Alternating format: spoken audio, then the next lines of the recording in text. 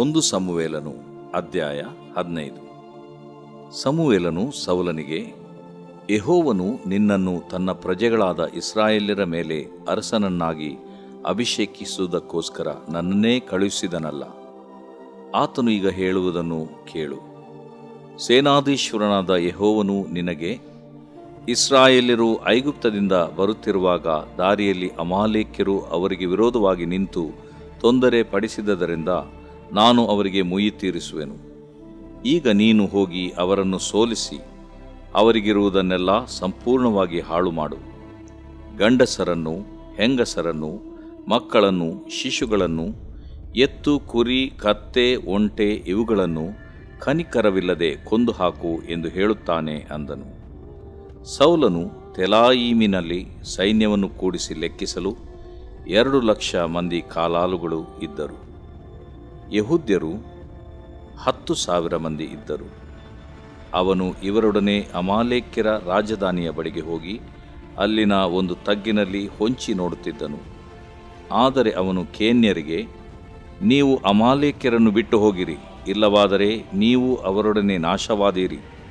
ಇಸ್ರಾಯೇಲ್ಯರು ಐಗುಪ್ತದಿಂದ ಬರುತ್ತಿದ್ದಾಗ ನೀವು ಅವರಿಗೆ ದಯೆ ತೋರಿಸಿದರಲ್ಲ ಎಂದು ಹೇಳಿ ಕಳುಹಿಸಿದನು. ಅದರಂತೆಯೇ ಅವರು ಅಮಾಲೇಕ್ಯರನ್ನು ಬಿಟ್ಟು ಹೋದರು. ಆಗ ಸೌಲನು ಅಮಾಲೇಕ್ಯರನ್ನು ಹವೇಲ ಪ್ರಾಂತದಿಂದ ಐಗುಪ್ತದ ಪೂರ್ವ ದಿಕ್ಕಿನಲ್ಲಿರುವ ಶೂರ್ಯನವರೆಗೂ ಹೊಡೆಯುತ್ತಾ ಹೋದನು.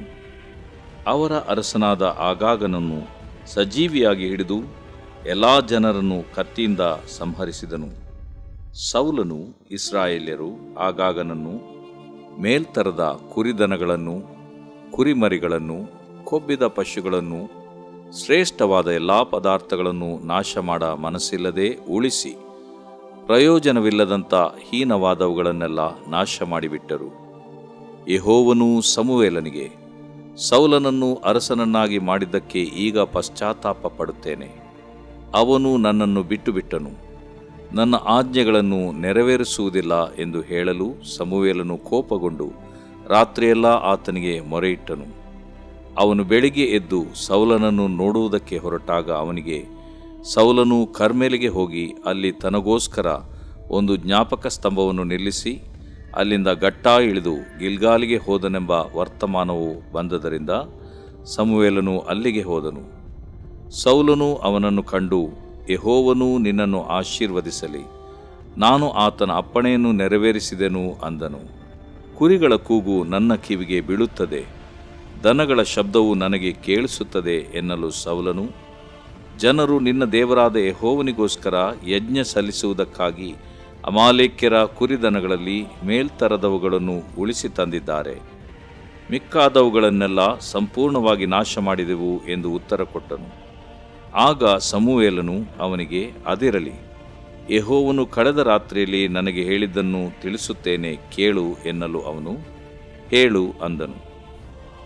ಸಮುವೇಲನು, ನೀನು ನಿನ್ನ ದೃಷ್ಟಿಯಲ್ಲಿ ಅಲ್ಪನಾಗಿದ್ದರೂ ಯೆಹೋವನು ನಿನಗೆ ಇಸ್ರಾಯೇಲ್ಯರಲ್ಲಿ ರಾಜ್ಯಾಭಿಷೇಕ ಮಾಡಿದ್ದರಿಂದ ನೀನು ಎಲ್ಲಾ ಕುಲಗಳಿಗೆ ಶಿರಸ್ಸಾದಿ. ಆತನು ನಿನಗೆ, ಹೊರಟು ಹೋಗಿ ದುಷ್ಟರಾದ ಅಮಾಲೇಕ್ಯರೊಡನೆ ಯುದ್ಧ ಮಾಡಿ ಅವರೆಲ್ಲರನ್ನೂ ಸಂಪೂರ್ಣವಾಗಿ ನಾಶ ಮಾಡು ಎಂದು ಹೇಳಿದನು. ಆದರೆ ನೀನು ಯೆಹೋವನ ಮಾತನ್ನು ಕೇಳದೆ ಕೊಳ್ಳೆಗಾಗಿ ಎರಗಿ ಆತನಿಗೆ ದ್ರೋಹ ಮಾಡಿದ್ದೇಕೆ ಅಂದನು. ಆಗ ಸೌಲನು ಸಮುವೇಲನಿಗೆ, ಏನು, ನಾನು ಯೆಹೋವನ ಮಾತನ್ನು ಕೇಳಲಿಲ್ಲವೋ? ಆತನು ಕಳುಹಿಸಿದಲ್ಲಿಗೆ ಹೋಗಿ ಅಮಾಲೇಕ್ಯರನ್ನೆಲ್ಲ ಸಂಹರಿಸಿ ಅವರ ಅರಸನಾದ ಆಗಾಗನನ್ನು ಹಿಡಿದು ತಂದೆನು.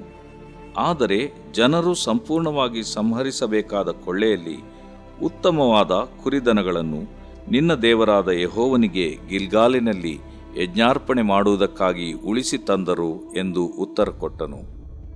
ಅದಕ್ಕೆ ಸಮುವೇಲನು, ಯೆಹೋವನು ವಿಧೇಯತ್ವಕ್ಕೆ ಮೆಚ್ಚುವಷ್ಟು ಯಜ್ಞಹೋಮಗಳಿಗೆ ಮೆಚ್ಚುತ್ತಾನೋ? ಯಜ್ಞವನ್ನರ್ಪಿಸುವುದಕ್ಕಿಂತ ಮಾತು ಕೇಳುವುದು ಉತ್ತಮವಾಗಿದೆ. ಟಗರುಗಳ ಕೊಬ್ಬಿಗಿಂತ ವಿಧೇಯತ್ವವು ವಿಶೇಷವಾಗಿದೆ. ಅವಿಧೇಯತ್ವವು ಮಂತ್ರತಂತ್ರಗಳಷ್ಟೇ ಕೆಟ್ಟದ್ದಾಗಿರುವುದು. ಹಠವು ಮಿಥ್ಯಾಭಕ್ತಿಗೂ ವಿಗ್ರಹಾರಾಧನೆಗೂ ಸಮಾನವಾಗಿರುವುದು. ನೀನು ಯೆಹೋವನ ಮಾತನ್ನು ತಳ್ಳಿಬಿಟ್ಟದ್ದರಿಂದ ಆತನು ನಿನ್ನನ್ನು ಅರಸುತನದಿಂದ ತಳ್ಳಿಬಿಟ್ಟಿದ್ದಾನೆ ಎಂದು ನುಡಿದನು. ಸೌಲನು ಸಮುವೇಲನಿಗೆ, ನಾನು ಯೆಹೋವನ ಮತ್ತು ನಿನ್ನ ಆಜ್ಞೆಗಳನ್ನು ಮೀರಿ ಪಾಪ ಮಾಡಿದ್ದೇನೆ. ಜನರಿಗೆ ಹೆದರಿ ಅವರ ಮಾತನ್ನು ಕೇಳಿದೆನು. ನೀನು ದಯವಿಟ್ಟು ನನ್ನ ಪಾಪವನ್ನು ಕ್ಷಮಿಸು. ನಾನು ಯೆಹೋವನನ್ನು ಆರಾಧಿಸುವಂತೆ ಹಿಂದಿರುಗಿ ನನ್ನ ಜೊತೆಯಲ್ಲಿ ಬಾ ಎಂದು ಅವನನ್ನು ಬೇಡಿಕೊಂಡನು.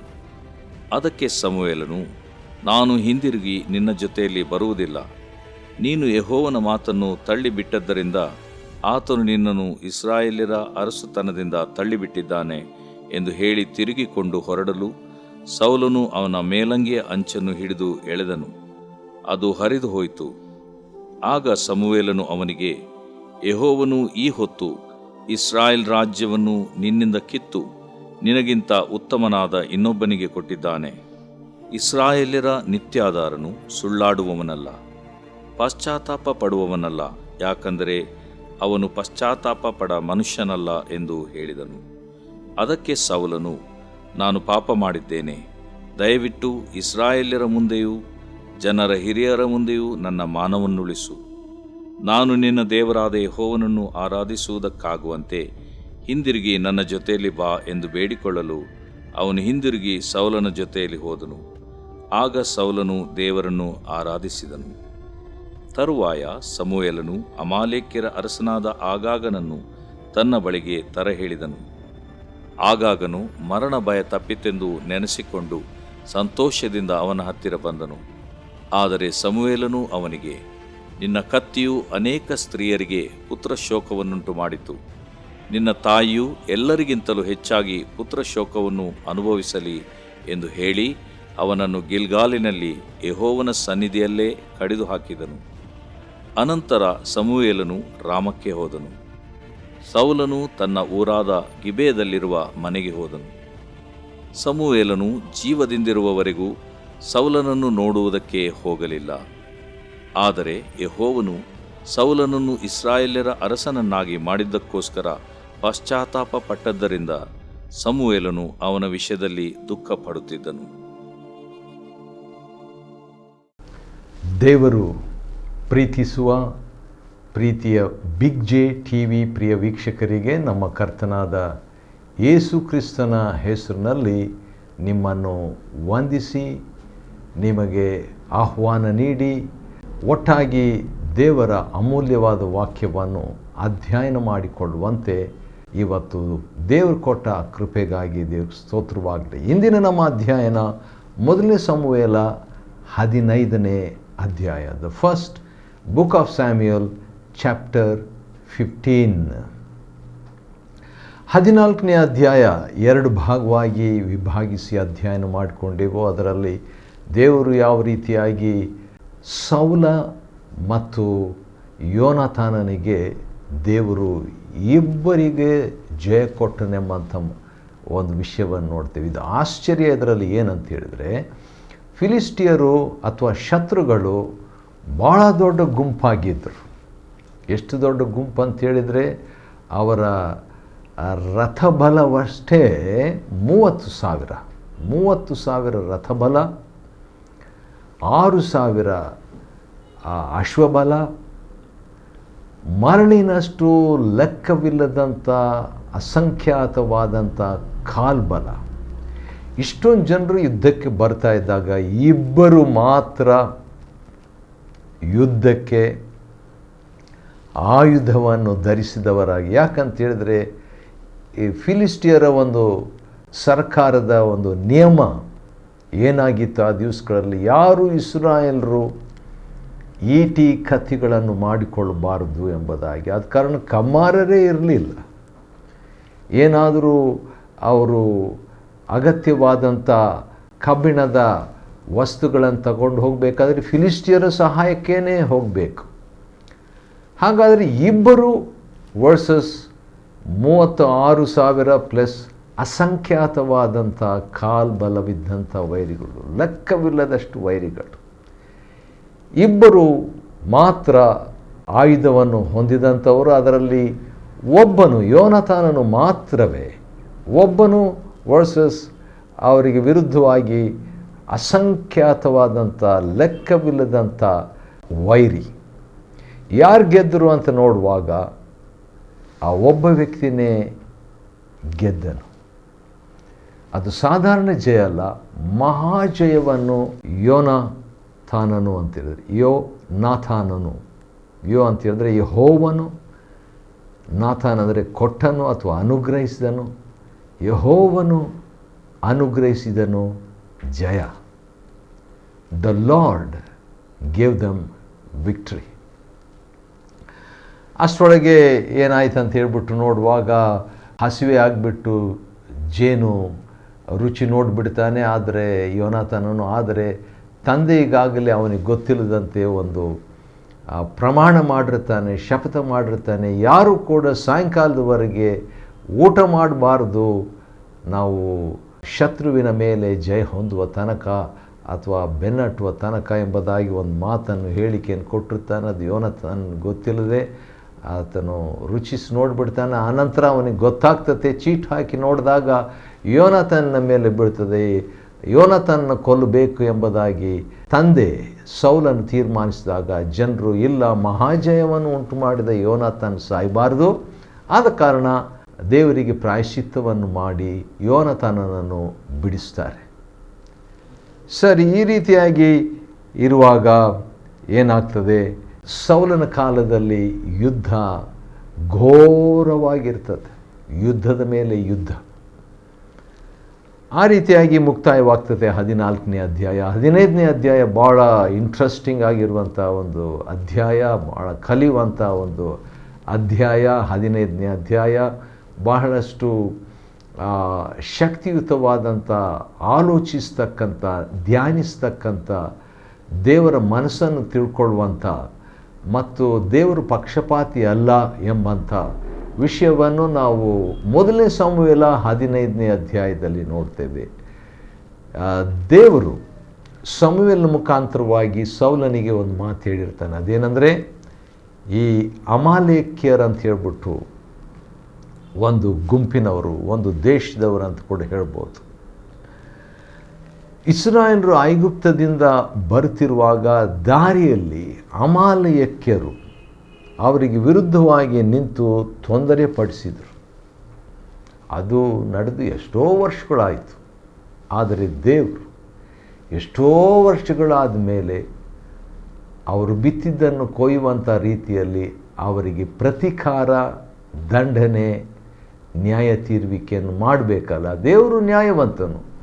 ಆದ ಕಾರಣ ಅಮಾಲೇಕ್ಯರನ್ನು ಸಂಪೂರ್ಣವಾಗಿ ಸಂಹರಿಸಬೇಕು ಎಂಬುದಾಗಿ ದೇವರು ಹೇಳಿದ್ದಾಗ ಸೌಲನು ಮಾಡಿದಂಥ ಕೆಲಸ ಏನೆಂದರೆ, ಅವನು ಮೇಲ್ತರದ ಕುರಿಗಳನ್ನು ಸಂಹರಿಸದೆ ಕೆಲವನ್ನು ಉಳಿಸಿಬಿಟ್ಟು ಇಟ್ಟಿರ್ತಾನೆ. ಅಂದರೆ 90 ಬಹುಶಃ 90% 90% ವಿಧೇಯನಾಗಿದ್ದನು ಸೌಲನು. ಆದರೆ ಒಂದು 10% ಮಾತ್ರ, ಅಂದರೆ ಉತ್ತಮವಾದಂಥ ದನಗಳನ್ನು, ಕುರಿಮರಿಗಳನ್ನು, ಕೊಬ್ಬಿದ ಪಶುಗಳನ್ನು, ಶ್ರೇಷ್ಠವಾದ ಎಲ್ಲ ಪದಾರ್ಥಗಳನ್ನು ನಾಶ ಮಾಡಲು ಮನಸ್ಸಿಲ್ಲದೆ ಉಳಿಸಿದನು. ಇನ್ನೊಂದು ರೀತಿಯಿಂದ ಹೇಳ್ಬೇಕಾದ್ರೆ ಹತ್ರ 80ರಿಂದ 90% ವಿಧೇಯನಾದರೂ ಒಂದು 10-20% ಮಾತ್ರ ವಿಧೇಯನಾಗಲಿಲ್ಲ. ಅದು ಏನು ಉದ್ದೇಶ? ಇದನ್ನು ದೇವರಿಗೋಸ್ಕರ ಬಲಿ ಕೊಡುವುದಕ್ಕೋಸ್ಕರ ಎಂಬಂಥ ಉದ್ದೇಶ ಒಂದು ಲೆಕ್ಕಾಚಾರ ಮಾಡಿ ತರ್ಕಶಾಸ್ತ್ರಬದ್ಧವಾಗಿ ಆಲೋಚಿಸಿ ಅದನ್ನು ಉಳಿಸಿರ್ತಾನೆ. ಆ ರೀತಿಯಾಗಿ ಉಳಿಸಿದ್ದು ದೇವರಿಗೆ ಇಷ್ಟವಾಗಲಿಲ್ಲ. ಯಾಕಂದರೆ ದೇವ್ರ ಮಾತನ್ನು ಅವನು 100% ಕೈಕೊಂಡು ನಡೆದಿಲ್ಲ. ಕೇವಲ 80-90% ಅಷ್ಟೇ ಆತನು ಕೈಕೊಂಡು ನಡೆದದ್ದರಿಂದ ದೇವರ ಕಾಮೆಂಟ್ರಿ, ದೇವರ ತಿಳಿಸುವಿಕೆ, ದೇವರ ಹೇಳಿದಂಥ ಮಾತನ್ನು ಕೇಳಿಸ್ಕೊಳ್ರಿ. ಮೊದಲನೇ ಸಮುವೇಲ 15ನೇ ಅಧ್ಯಾಯ 10-11ನೇ ವಚನದಲ್ಲಿ, the first book of Samuel chapter 15 verses 10 onwards, ಯೆಹೋವನು ಸಮುವೇಲನಿಗೆ ಸೌಲನನ್ನು ಅರಸನನ್ನಾಗಿ ಮಾಡಿದ್ದಕ್ಕೆ ಈಗ ಪಶ್ಚಾತ್ತಾಪ ಪಡ್ತೇನೆ ಅಥವಾ ದುಃಖಿಸುತ್ತಿದ್ದೇನೆ, ನೊಂದಿದ್ದೇನೆ ಎಂಬುದಾಗಿ. ಆ ರೀತಿಯಾಗಿ ಹೇಳಿದಾಗ ಸಮುವೇಲನು ಏನು ಮಾಡ್ತಾನೆ? ಕೋಪಗೊಂಡು ರಾತ್ರಿಯೆಲ್ಲ, ವಾವ್, 11ನೇ ವಚನ, ರಾತ್ರಿಯೆಲ್ಲ ದೇವರಿಗೆ ಮೊರೆ ಇಟ್ಟನು. ಏನಂತ ಮೊರೆ ಇಟ್ಟನು? ಏನಂತ ಮೊರೆ ಇಟ್ಟನು ಎಂಬುದಾಗ ಅಲ್ಲಿಲ್ಲ. ಆದರೆ ಸಮುವೇಲನ ಒಂದು ಸ್ವಭಾವ ಏನೆಂದರೆ ವಿಜ್ಞಾಪಿಸುವಂಥ ಸ್ವಭಾವ. ವಿಜ್ಞಾಪಿಸುವಂಥದ್ರ ಬಗ್ಗೆ ಯಾರೋ ಒಬ್ಬರು ಹೇಳಿದರು, intercession is putting yourself in somebody else for whom you are praying. ನಿನ್ನನ್ನೇ ಯಾರಿಗೋಸ್ಕರವಾಗಿ ಪ್ರಾರ್ಥಿಸ್ತಿದ್ದೀಯೋ, ವಿಜ್ಞಾಪಿಸ್ತಿದ್ದೀಯೋ ಅಂಥವರನ್ನು ನೀನು ಅವ್ರ ಸ್ಥಾನದಲ್ಲಿ ಇಟ್ಕೊಂಡು ಪ್ರಾರ್ಥಿಸುವಂಥದ್ದು. ನಾನೇ ಆ ಸ್ಥಾನದಲ್ಲಿ ಇದ್ದಿದ್ರೆ ಎಂಬುದಾಗಿ ತಿಳ್ಕೊಂಡು ಅಂಥವರಿಗಾಗಿ ಪ್ರಾರ್ಥಿಸುವಂಥದ್ದು ವಿಜ್ಞಾಪನೆ ಅಂತ ಹೇಳ್ಬಿಟ್ಟು ಯಾರೋ ಒಬ್ಬ ವ್ಯಕ್ತಿ ಹೇಳಿದರು. ಆದ ಕಾರಣ ಇಲ್ಲಿ ಸಮುವೇಲನು ಬಹುಶಃ ತನ್ನನ್ನೇ ಸೌಲನ ಸ್ಥಾನದಲ್ಲಿ ಇಟ್ಕೊಂಡು ರಾತ್ರಿಯೆಲ್ಲ ನಿದ್ದೆ ಮಾಡದೆ ಮೊರೆ ಇಡ್ತಾ ಇದ್ನಂತೆ. ಬೆಳಗ್ಗೆ ಎದ್ದ ಮೇಲೆ ಸೌಲನನ್ನು ಭೇಟಿ ಆಗಬೇಕಂತ ಹೇಳ್ಬಿಟ್ಟು ಹೋದಾಗ ಸೌಲನು ಸಮುವೇಲನನ್ನು ಭೇಟಿ ಆಗ್ತಾನೆ, ಸಂಧಿಸ್ತಾನೆ. ಯೆಹೋವನು ನಿನ್ನನ್ನು ಆಶೀರ್ವದಿಸಲಿ, ಆತನ ಅಪ್ಪಣೆಯನ್ನು ನೆರವೇರಿಸಿದ್ದೇನೆ ಎಂಬುದಾಗಿ ಹೇಳ್ತಾನೆ. ಹಾಗಾದರೆ ಸಮುವೇಲನು ಹೇಳ್ತಾನೆ, ಹಾಗಾದರೆ ಇದೇನು ನೆರವೇರಿಸಿದ್ದೇನೆ ಅಂತ ಹೇಳಿದೆ ಅಲ್ಲ, ಇದೇನು ಕುರಿಗಳ ಕೂಗು ನನ್ನ ಕಿವಿಗೆ ಬೀಳುತ್ತದೆ, ದನಗಳ ಶಬ್ದವು ನನಗೆ ಕೇಳಿಸ್ತದೆ ಅಂದನು. ಯಾಕಂದರೆ ದೇವರು ಹೇಳಿದಂಥದ್ದು ಅಮಾಲೇಕ್ಯರ ಅವರನ್ನು ಸಂಪೂರ್ಣವಾಗಿ ಸಂಹಾರ ಮಾಡಬೇಕು ಎಂಬುದಾಗಿ ಹೇಳಿದನು. ಯಾಕಂದರೆ ಅಲ್ಲಿ ಕೂಡ ನೋಡ್ರಿ, ನಾವು ಈ ರೀತಿಯಾಗಿ ಯೋಚನೆ ಮಾಡ್ಬೋದು. ಅಂದರೆ ತರ್ಕಶಾಸ್ತ್ರಬದ್ಧವಾಗಿ ನಾವು ಯೋಚನೆ ಮಾಡ್ಬೋದು. ಪ್ರಾಣಿಗಳು ಏನು ಮಾಡಿದ್ವು, ಅವುಗಳು ಯಾಕೆ ಸಾಯಬೇಕು ಎಂಬುದಾಗಿ. ಪಾಪವು ಕೊಡುವ ಸಂಬಳ ಮರಣ. ರೋಮ 6:23. ಪಾಪವು ಕೊಡುವ ಸಂಬಳ ಮರಣ. ರೋಮ 6:23. ಪಾಪವು ಕೊಡುವ ಸಂಬಳ ಮರಣವಾಗಿದ್ದಲ್ಲಿ, ಪಾಪ ವ್ಯಕ್ತಿಯಲ್ಲಿ, ಪ್ರಾಣಿಯಲ್ಲಿ, ಯಾರಲ್ಲಿ ಆಗಿ ಇದ್ದರೆ ಮರಣ ಹೊಂದಬೇಕೆಂಬಂಥದ್ದು ದೇವರ ನಿಯಮ. ಅದು ನಮಗೆ ವಿಷಾದಕರವಾಗಿ ಎಣಿಸ್ತದಲ್ವ? ದೇವರು ಮಾಡಿದ್ದು ಇದೆ. ಪಾಪವು ಹೋಗಬೇಕಾದ್ರೆ ತಾನೇ ಮರಣವನ್ನು ಹೊಂದಿದನು. ಯೇಸು ಕ್ರಿಸ್ತನನ್ನು ಮರಣಕ್ಕೆ ಒಪ್ಪಿಸಿದಂಥ ಉದ್ದೇಶ ಪಾಪವು ಕೊಡುವ ಸಂಬಳ. ನಾವು ಮಾಡಿದಂಥ ಪಾಪ, ಇಡೀ ಲೋಕವು ಮಾಡಿದಂಥ ಪಾಪವು, ಆ ಪಾಪವು ಕೊಡುವಂಥ ಸಂಬಳ ಮರಣವಾಗಿರೋದ್ರಿಂದ ಆ ಪಾಪವನ್ನೇ ಯೇಸು ಕ್ರಿಸ್ತನ ಮೇಲೆ ಹಾಕಿ ಪಾಪವು ಕೊಡುವ ಸಂಬಳವನ್ನು ಯೇಸು ಕರ್ತನಿಗೆ ದೇವರು ಪ್ರಾಯಶ್ಚಿತ್ತವಾಗಿ ಕೊಟ್ಟು ಒಂದು ಮಹಾಕಾರ್ಯವನ್ನು, ಮಹಾ ಸಂಧಾನವನ್ನು, ಮಹಾ ಹಿಂದಿರುಗಿ ಹಿಂಬರುವಿಕೆಯನ್ನು ಅಥವಾ ಪುನಃಸ್ಥಾಪನೆಯನ್ನು, ವಿಮೋಚನೆಯನ್ನು, ರಕ್ಷಣೆಯನ್ನು, ಮುಕ್ತಿಯನ್ನು ಉಂಟು ಮಾಡಿದ್ದಾನೆ. ಆದ ಕಾರಣ ಸೌಲನು ಇವುಗಳನ್ನೆಲ್ಲ ಉಳಿಸಿದಾಗ ಆ ಪಾಪನೂ ಉಳಿದಿದೆ ಎಂಬುದಾಗಿ ಅರ್ಥ ರೀ. ಆದ ಕಾರಣ ದೇವರು ಏನೋ ಒಂದು ಪ್ಲ್ಯಾನ್ ಇಟ್ಕೊಂಡು ಒಂದು ಮಾತು ಹೇಳಿರ್ತಾನೆ. ಅದನ್ನು ನಾವು ಮಾಡದೇ ಹೋದರೆ ದೇವರ ಒಂದು ಯೋಜನೆಗೆ, ಅಂದರೆ ನಮ್ಮ ಕಾಲದಲ್ಲಿರುವಂಥವ್ರಿಗೆ, ನಮಗೆ ಅಂತ ಯಾಕೆ ಹೇಳ್ತೀನಿ, ಅದಕ್ಕೂ ಕ್ರಿಸ್ತಪೂರ್ವ ಸುಮಾರು 1000 ವರ್ಷಗಳ ಹಿಂದೆ ನಡೆದಂಥ ಈ ಘಟನೆಗೂ ಮತ್ತು ನಮಗೂ ಏನು ಸಂಬಂಧ ಎಂಬುದಾಗಿ ನಾವು ಕೇಳ್ಬೋದು. ಇದೇ ಸಂಬಂಧ.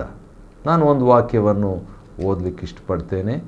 ರೋಮ ಪತ್ರಿಕೆಯಲ್ಲಿ 15ನೇ ಅಧ್ಯಾಯದಲ್ಲಿ ಒಂದು ಮಾತು ಈ ರೀತಿಯಾಗಿದೆ. ಒಂದು ವಾಕ್ಯ ನನಗೆ ನೆನಪಿಗೆ ಬರ್ತಾ ಇದೆ. ರೋಮ 15 4ನೇ ವಚನ ಈ ರೀತಿಯಾಗಿದೆ. ಪೂರ್ವದಲ್ಲಿ, ಅಂದರೆ ಹಳೆ ಒಡಂಬಡಿಕೆಯಲ್ಲಿ ಪೂರ್ವದಲ್ಲಿ ಬರೆದದ್ದೆಲ್ಲ ನಮ್ಮನ್ನು ಉಪದೇಶಿಸುವುದಕ್ಕಾಗಿ ಬರೆಯಲ್ಪಟ್ಟಿತು. ನಾವು ಅದನ್ನು ಓದಿ ಸ್ಥಿರಚಿತ್ತವನ್ನು, ಆದರಣೆಯನ್ನು ಹೊಂದಿ ರಕ್ಷಣೆಯ ನಿರೀಕ್ಷೆಯುಳ್ಳವರಾಗುವಂತೆ ಆ ಗ್ರಂಥಗಳು ಬರೆಯಲ್ಪಟ್ಟಿವೆ. ಹೌದು, ಇಲ್ಲಿರುವಂಥದ್ದು ನಮಗೋಸ್ಕರವಾಗಿ ದೇವರು ಬರೆದಿದ್ದಾನೆ.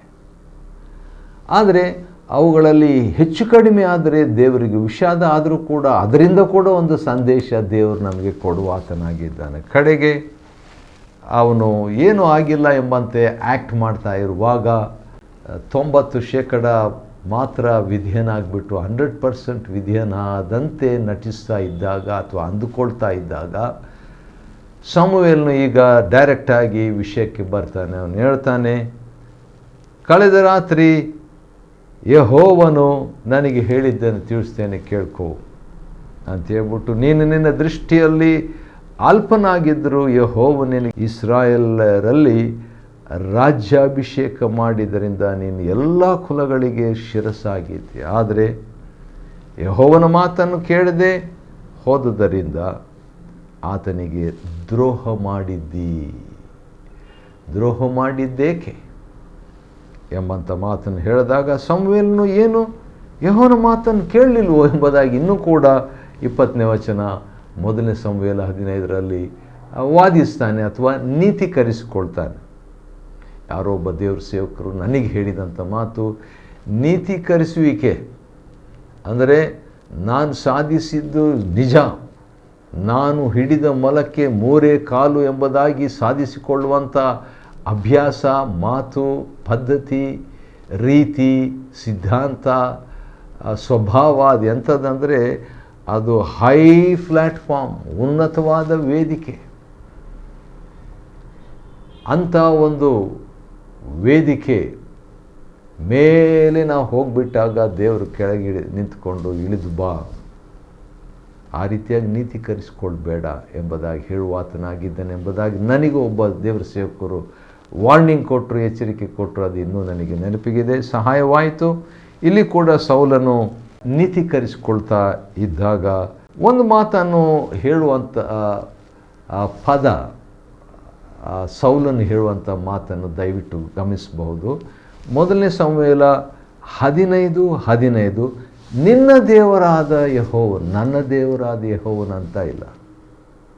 21ನೇ ವಚನ ನಿನ್ನ ದೇವರಾದ ಯೆಹೋವನು, ನನ್ನ ದೇವರ ಅಂತ ಹೇಳ್ತಾ ಇಲ್ಲ, ದೇವರಾದ ಯೆಹೋವನು ಅಂತ ಹೇಳ್ತಾ ಇಲ್ಲ. ಸಮುವೇಲನಿಗೆ ನಿನ್ನ ದೇವರಾದ ಯೆಹೋವನು. 30ನೇ ವಚನ ನಿನ್ನ ದೇವರಾದ ಯೆಹೋವನು ಎಂಬುದಾಗಿ ಹೇಳ್ತಾನ್ರಿ. ಆಗ ಈ ಒಂದು ಸ್ಟ್ರಾಂಗ್ ಮಾತನ್ನು ಹೇಳ್ತಾನ್ರಿ. ಅದೇನಂತ ಹೇಳಿದ್ರೆ 15:22 ಯೆಹೋವನು ವಿಧೇಯತ್ವಕ್ಕೆ ಮೆಚ್ಚುವಷ್ಟು ಯಜ್ಞ ಹೋಮಗಳಿಗೆ ಮೆಚ್ಚುತ್ತಾನೋ? ಯಜ್ಞವನ್ನು ಅರ್ಪಿಸುವುದಕ್ಕಿಂತ ಮಾತು ಕೇಳುವುದು ಉತ್ತಮ. ಯಜ್ಞಕ್ಕೋಸ್ಕರವಾಗಿ ನಾನು ತೆಗೆದಿಟ್ಟೆ ಅಂತ ಹೇಳಿದಾಗ ಮಾತು ಕೇಳೋದು ಉತ್ತಮ.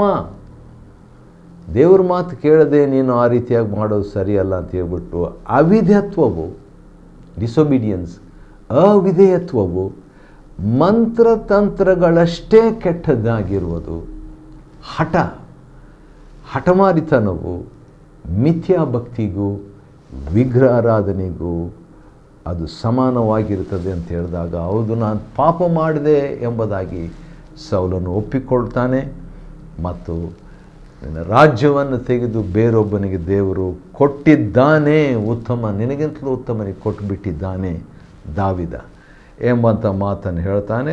ಆ ರೀತಿಯಾಗಿದ್ದರೂ ಹೋಗಿ ಸೌಲನು ದೇವರನ್ನು ಆರಾಧನೆ ಮಾಡ್ತಾನೆ. ಆದರೆ ಸಮುವೇಲನು ಜೀವದಿಂದ ಇರುವವರೆಗೆ ಸೌಲನನ್ನು ನೋಡುವುದಕ್ಕೆ ಹೋಗಲಿಲ್ಲ. ದೇವರು ಕೂಡ ಪಶ್ಚಾತ್ತಾಪ ಅಥವಾ ದುಃಖ ಪಡ್ತಾನೆ ಸೌಲನಿಗೋಸ್ಕರ. ಆ ರೀತಿಯಾಗಿ 1ನೇ ಸಮುವೇಲ 15ನೇ ಅಧ್ಯಾಯ ಮುಕ್ತಾಯವಾಗ್ತದೆ. 1ನೇ ಸಮುವೇಲ 15ನೇ ಅಧ್ಯಾಯವನ್ನು ಅಧ್ಯಯನ ಮಾಡಿಕೊಳ್ಳುವಂತೆ ದೇವರು ಕೊಟ್ಟ ಕೃಪೆಗಾಗಿ ದೇವ್ರ ಸ್ತೋತ್ರವಾಗಲಿ. ದೇವರು ನಿಮ್ಮನ್ನು ಆಶೀರ್ವದಿಸಲಿ.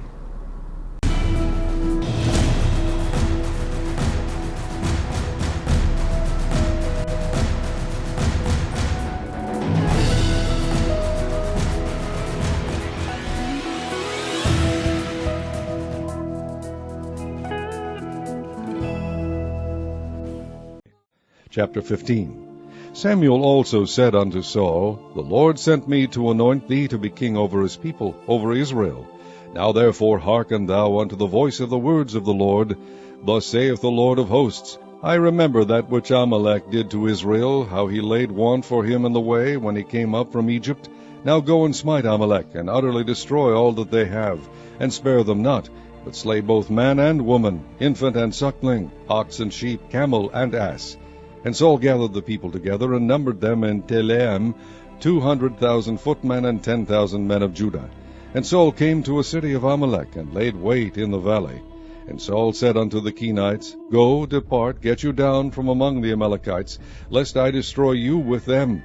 For ye shewed kindness to all the children of Israel, when they came up out of Egypt. So the Kenites departed from among the Amalekites. And Saul smote the Amalekites from Havilah until thou comest to Shur, that is over against Egypt. And he took Agag the king of the Amalekites alive, and utterly destroyed all the people with the edge of the sword. But Saul and the people spared Agag, and the best of the sheep, and of the oxen, and of the fatlings, and the lambs, and all that was good, and would not utterly destroy them, but everything that was vile and refuse, that they destroyed utterly. Then came the word of the Lord unto Samuel, saying, It repenteth me that I have set up Saul to be king, for he is turned back from following me, and hath not performed my commandments. And it grieved Samuel, and he cried unto the Lord all night. And when Samuel rose early to meet Saul in the morning, it was told Samuel, saying, Saul came to Carmel, and behold, he set him up a place, and is gone about, and passed on, and gone down to Gilgal.